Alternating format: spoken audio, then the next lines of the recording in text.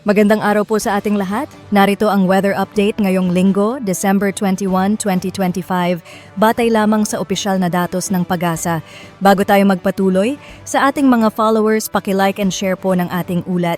Maraming salamat. At ngayon, narito na ang ating update sa lagay ng panahon. Sa kasalukuyan, wala pong minomonitor na bagyo o low pressure area sa loob at labas ng Philippine Area of Responsibility.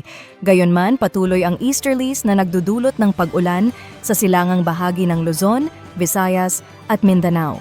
Posible ring mulit bumuo ang shear line ngayong araw sa Cagayan at Isabela na maaaring magdala ng malalakas na pag-ulan kasama ang banta ng flash flood at landslide.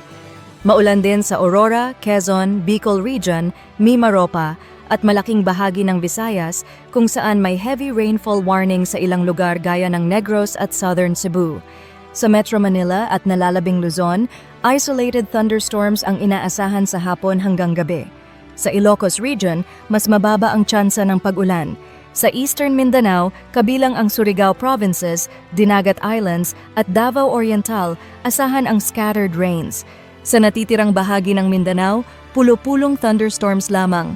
Sa karagatan, wala pang gale warning, ngunit maalon ang dagat sa extreme northern Luzon.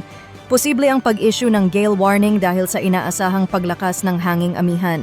Sa weather outlook hanggang Pasko, patuloy ang pag-ulan sa silangang bahagi ng bansa hanggang Martes. Posibleng humupa ang ulan pagsapit ng Wednesday hanggang Pasko, bagamat may isolated thunderstorms pa rin. Ayon sa Pag-asa, mababa pa rin ang tsansa ng bagyo sa susunod na 3 hanggang 5 araw. Ako po ang inyong independent weather forecaster. Iyan ang Sunday Weather Update.